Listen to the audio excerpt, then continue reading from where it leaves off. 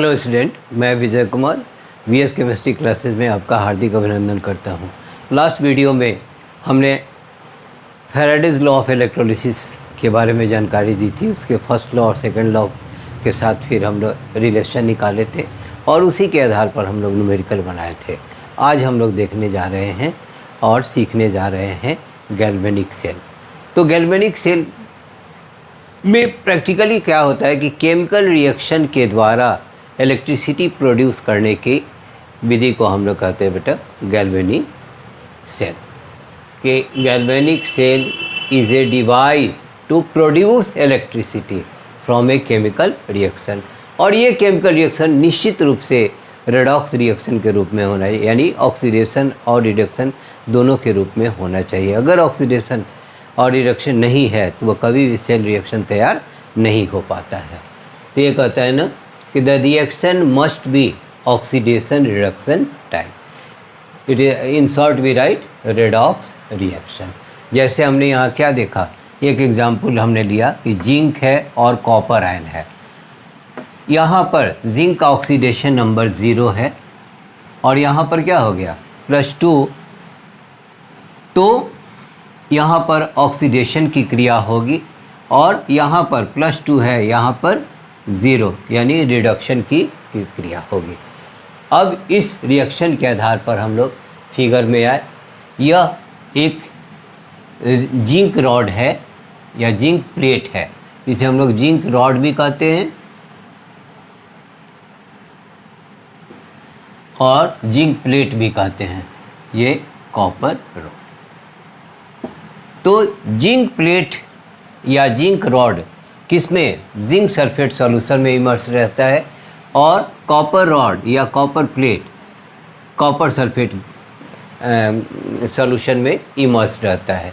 अब इसको हम लोग क्या करते हैं, इसे एक वोल्ट मीटर या की से दोनों एनोड को, अब हमारे पास एक हो गया जिंक इलेक्ट्रोड और एक हमारे पास कॉपर इलेक्ट्रोड हो गए, और जैसे ही हम लोग इसे कनेक्ट करते हैं वोल्ट मीटर से या की से तो इलेक्ट्रिसिटी प्रोड्यूस करता है। और इसका प्रीवियस में नाम डेनियल सेल के रूप में हम लोग देखते थे, क्योंकि this type of cell was produced by Daniell. यहाँ पर हम लोग पढ़ें कि a galvanic cell is a device to produce electricity from a chemical reaction. The reaction must be of oxidation reduction type यानी रेडॉक्स।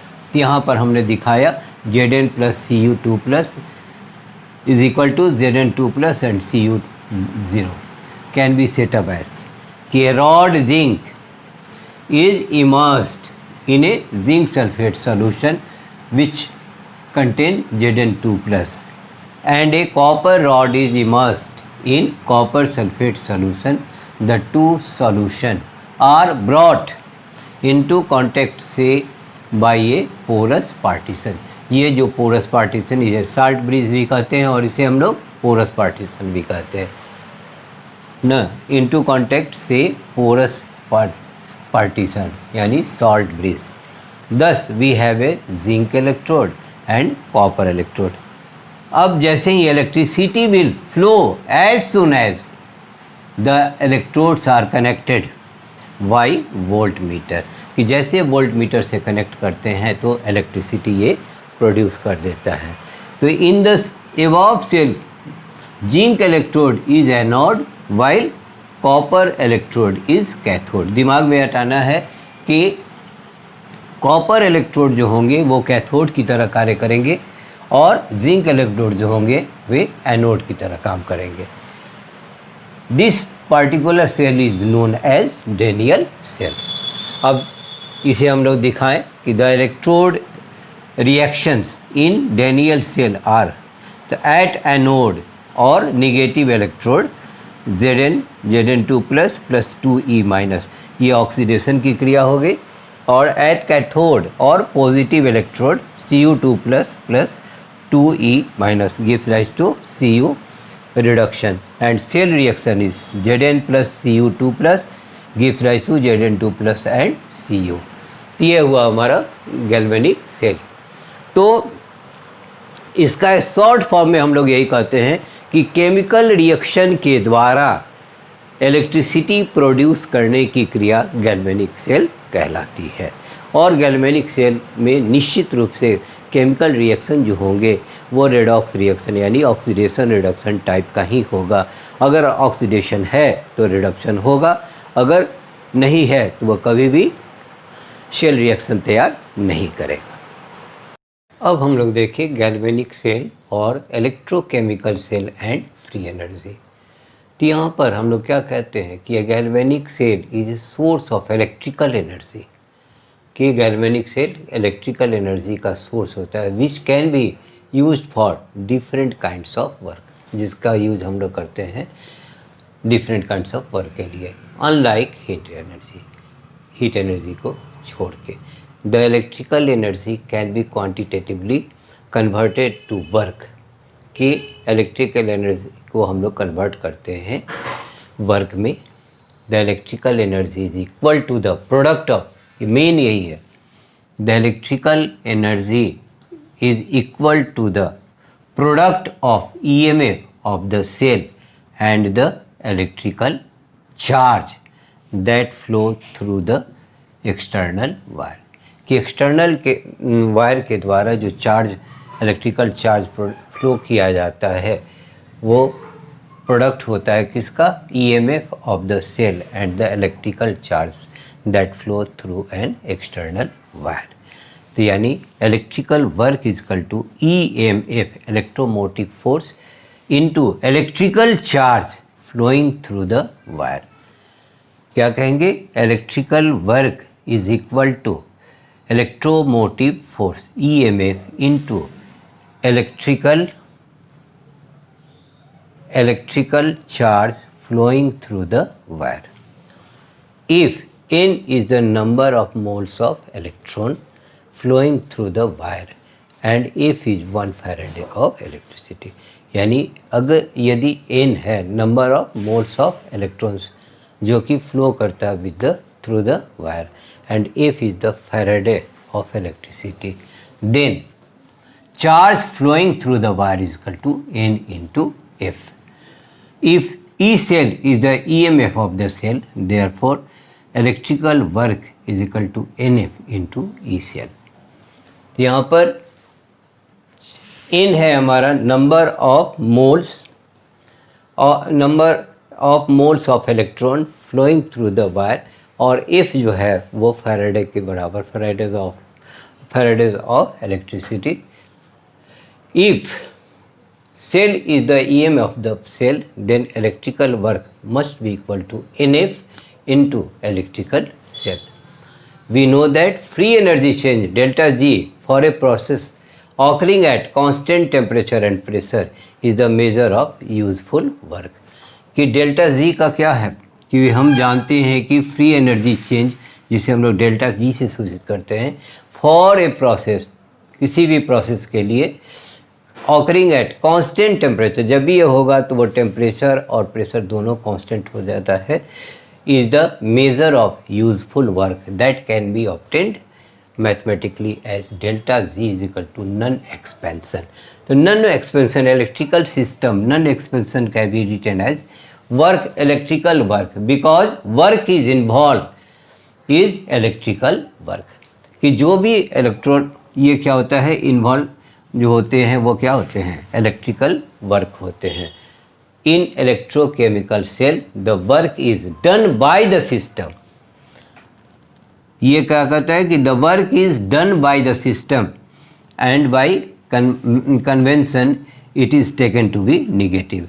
अगर the work is done on the system तो यहाँ जो होता है कन्वेंशन क्या हो जाते, पॉजिटिव होता है, लेकिन since electrochemical cells the work is done by the system and by convention it is taken to be negative।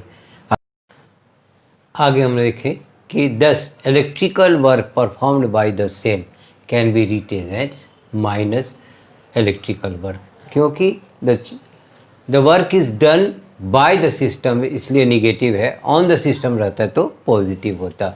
तो ये कहता है ना कि thus electrical work performed by the cell can be written as minus work electrical work. Now equating free energy change यानी delta G के साथ इसे इलेक्ट्रिकल वर्क को अगर हम लोग मिलाएं तो क्या होगा, delta ji is equal to minus electrical work. और चूँकि इलेक्ट्रिकल वर्क कितने के बराबर हमने निकाला है, n F into E cell के, therefore delta ji is equal to minus n F E cell. अब इसे अगर हम standard for the sake of comparison standard free energy change is given by, अब ये क्या हो गया, delta G naught is equal to minus n F E naught cell. ठीक है, दिमाग में हटा लेना बेटा कि it can be help in the predicting the feasibility of the cell reaction, कि ये किस पर निर्भर करता है, फिजिबिलिटी ऑफ सेल रिएक्शन पर। For cell reaction is to be spontaneous, अगर सेल रिएक्शन स्पॉन्टेनियस होता है तो डेल्टा जी का मान निश्चित रूप से नेगेटिव होगा, और जब डेल्टा जी का मान नेगेटिव होगा तो ई मस्ट बी पॉजिटिव, और ई का यानी ईएमएफ का मान निश्चित रूप से पॉजिटिव होगा।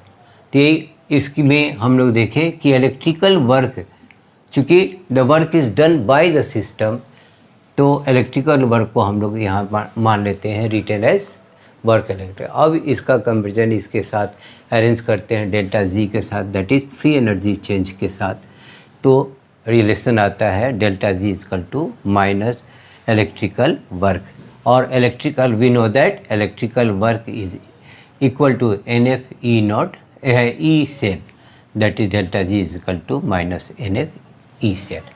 For the sake of comparison, standard free energy change is given by delta Z naught is equal to minus NF E naught cell। अब किसी भी ये सिग्निफिकेंस में कहता है ना कि फिजिबिलिटी कैसे होता है कि द रिएक्शन इज स्पॉन्टेनियस, तो निश्चित रूप से डेल्टा जी का वैल्यू निगेटिव होता है, और अगर डेल्टा जी का वैल्यू निगेटिव होगा तो ई का वैल्यू दैट इज़ ईएमएफ का वैल्यू निश्चित रूप से पॉजिटिव आएगा। अब हम लोग देखें इसमें relationship between standard EMF and equilibrium constant. तो standard free energy change is related to equilibrium constant as delta G is equal to minus R T L N K C, और एल एन कितने के बराबर होता है, 2.303 लॉ के बराबर। And also delta G हमने यहाँ देखा है minus n F E naught cell, तो दोनों को मिलाने पर combining we get n F E naught cell is equal to minus R T L N K C, दोनों माइनस हटा, तब क्या हुआ, n F E naught cell is equal to R T L N K C और 2.303 R T log K C. Therefore E naught cell is equal to 2.303 by n F are T log K सी।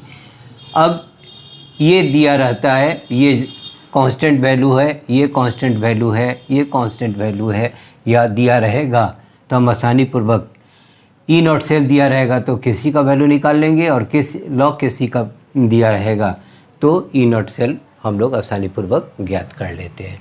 तो ये हुआ हमारा galvanic cell और electrochemical cell and free energy. अब इसी के आधार पर हम लोग, इस फार्मूला के आधार पर पहले हम लोग न्यूमेरिकल देखें। अब इसे इलेक्ट्रोकेमिकल इलेक्ट्रोमोटिव फोर्स और फ्री एनर्जी पर हम लोग रिलेशन पर एक न्यूमेरिकल देखें कि calculate the maximum possible electrical work that can be obtained from the following cell. इस सेल के लिए under standard condition at 25 degree Celsius. ये दिया हुआ है जेड एन, यहाँ ऑक्सीडेशन की क्रिया होती है और यहाँ रिडक्शन की क्रिया होती है, यानी यह कैथोड का काम करता है और ये एनोड का काम करता है। तो ये क्या होगा, ई नॉट दिया हुआ है Z N 2 plus Z N का वैल्यू दिया हुआ है, इलेक्ट्रोड पोटेंशियल वैल्यू ये है इलेक्ट्रोड पोटेंशियल वैल्यू,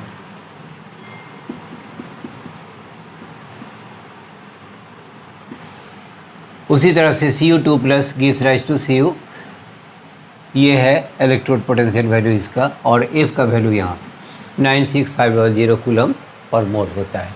तो यहाँ पर कहता है ना कि यहाँ पर भी n का वैल्यू क्या है बेटा, 2 है, और यहाँ पर भी n का वैल्यू 2 है। तो we know that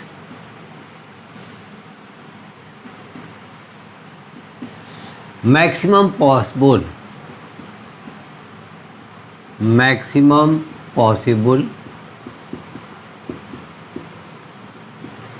electric work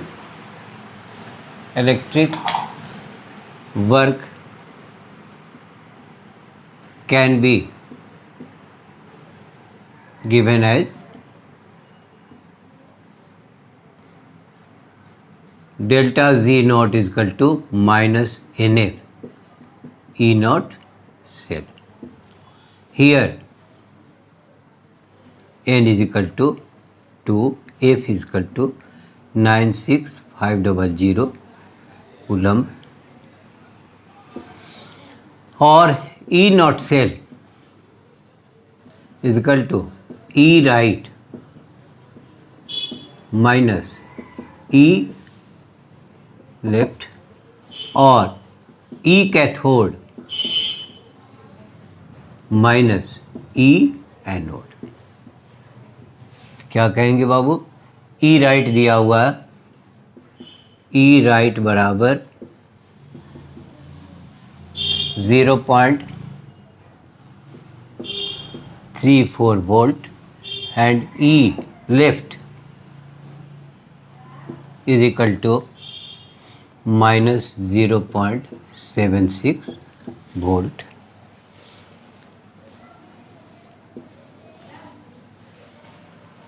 Therefore, delta G naught is equal to minus 2 into 96500, या इसके पहले उसको निकाल लें हम लोग।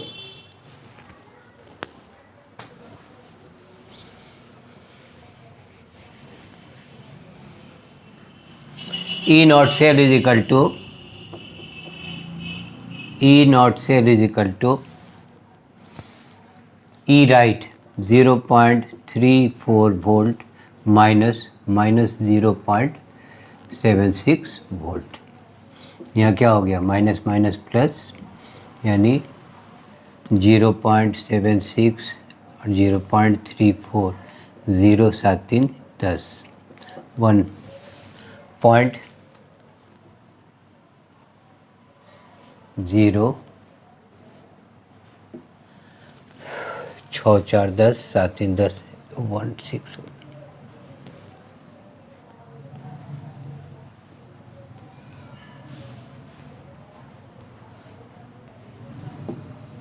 तो ई नॉट सेल का वैल्यू हमें प्राप्त हो गया।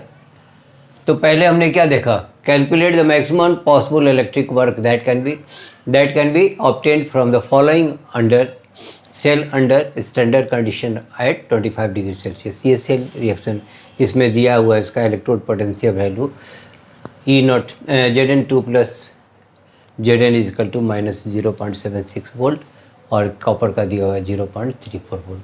एफ तो हम लोग जानते हैं कि 96500 कूलम पर मोल होता है, और चूंकि दोनों का एन का वैल्यू सेम है, यानी एन का वैल्यू क्या हो गया बेटा, तो we know that maximum possible electrical work is given by the formula delta Z naught is equal to minus NF E naught cell.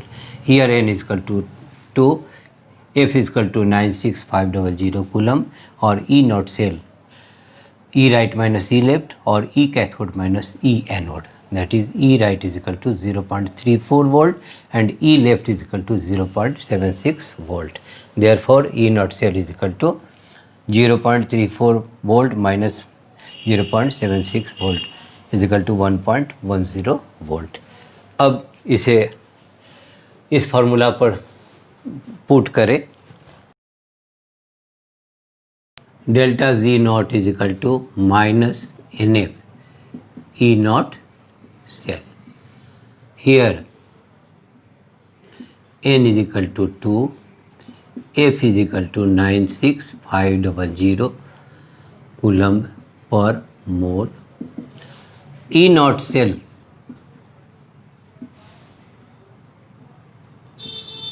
Is equal to 1.10 volt.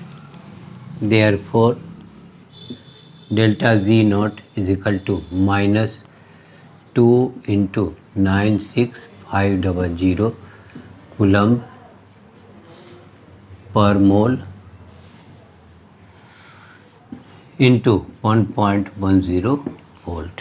Calculation we get 212,300 coulomb volt, और चूँकि 1 coulomb volt is equal to 1 joule, therefore CV is equal to kilo joule, 1/1000 kilo joules. तो यहाँ पर हो गया बेटा 212 300 coulomb volt और 212.3 kilo joules का आंसर। इसी आधार पर हम लोग एक और न्यूमेरिकल देखें। अब ये जो दिया न्यूमेरिकल नंबर 2 कि calculate the maximum possible electric, same process है उसमें भी, maximum possible electric work that can be obtained from the following cell under standard condition of at 25 degree. ये इलेक्ट्रोड हमारा जिंक का तो रह गया, अब यहाँ कॉपर का इलेक्ट्रोड हट कर ये स्टेनर यानी टीन का आ गया है। तो केवल क्या होता है, इलेक्ट्रोड चेंज करता है और प्रोसेस तो हमारा क्या होता है, सेम ही होता है। तो यहाँ पर क्या दिया हुआ बेटा, we know that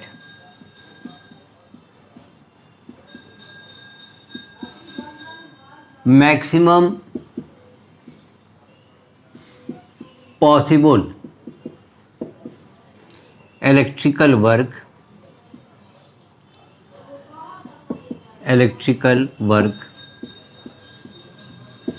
is written as delta G naught is equal to -NF E naught cell. पहले हम लोग E नॉट सेल निकाल दें। E naught cell is equal to E right minus E left.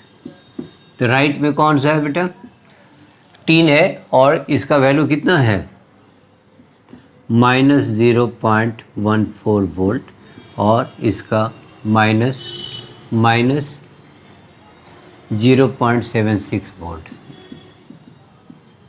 क्या हो गया बाबू, -0.14 वोल्ट प्लस 0.76 वोल्ट, घटाने पर 6 में से 4 गया 2 और 7 में से गया 6, 0 वोल्ट।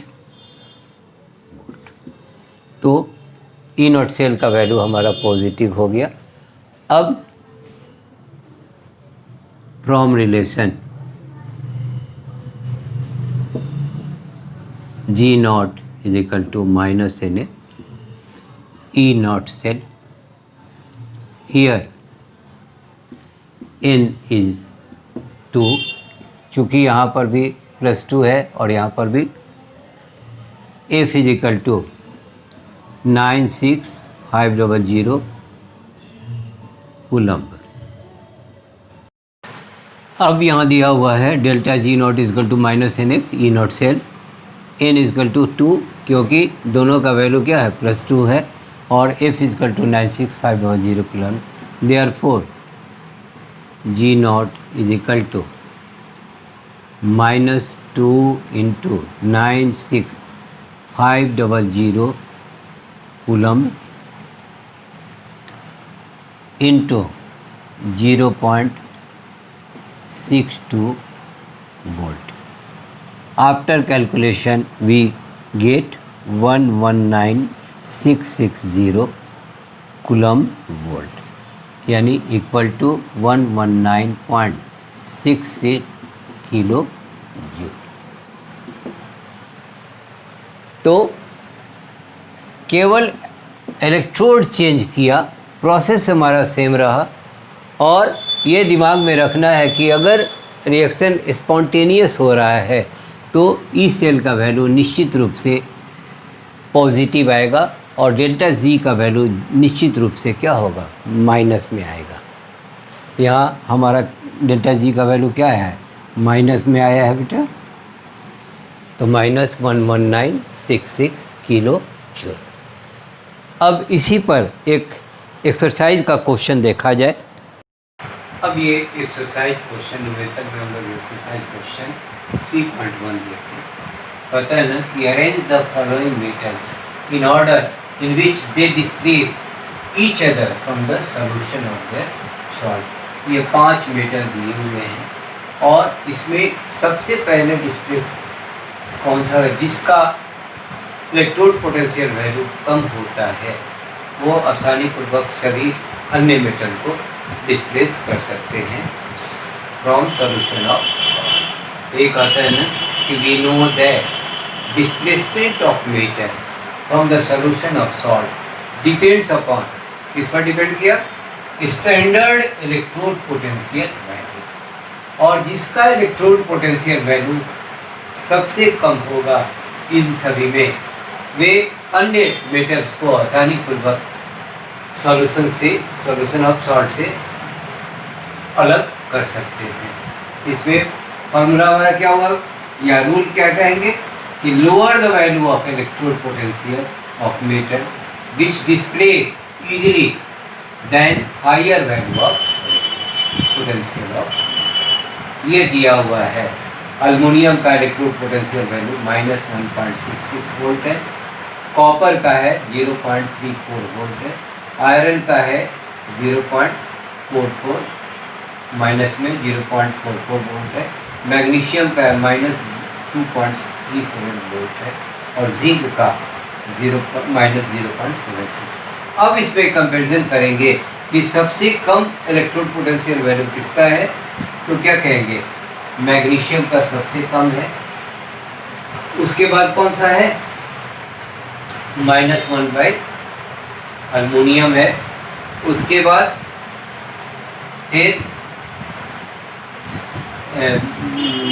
जिंक है, उसके बाद ये हो गया बाबू आयरन का, और सबसे अधिक इलेक्ट्रोड पोटेंशियल वैल्यू 0.34 है कॉपर का। ये किसी भी अन्य मेटल को डिस्प्लेस नहीं कर सकता है क्योंकि इसका इलेक्ट्रोड पोटेंशियल वैल्यू सबसे अधिक होता है। क्या कहेंगे, here the electrode potential value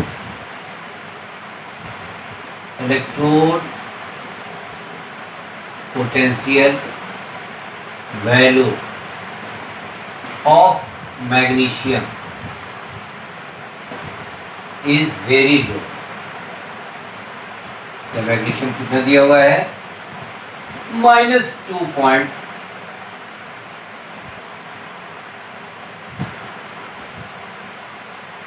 which is very low, so it can easily replace, किसको रिप्लेस करेगा, aluminium, copper, iron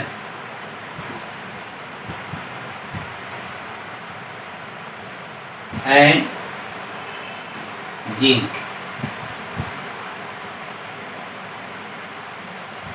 very easily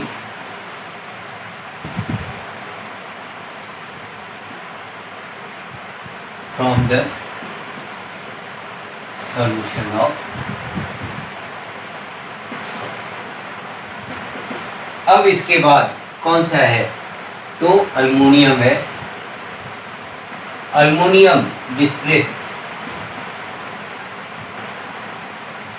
कौन कौन, copper, iron and zinc, copper, iron and zinc. अब इसके बाद zinc displace iron and aluminium तो हो ही गया, जिंक हो गया, iron and copper.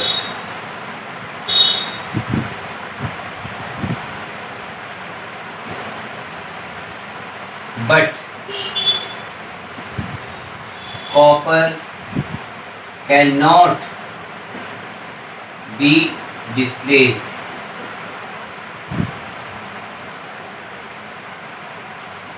any matter which are given,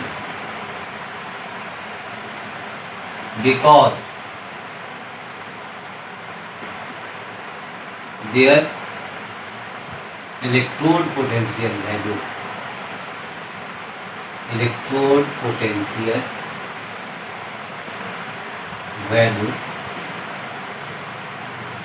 is very।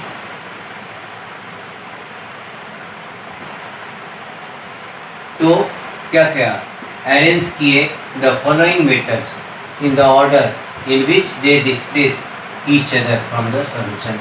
Main theme हमारा क्या है कि lower the value of electrode potential of metal which displace easily than higher value of electrode potential of matter.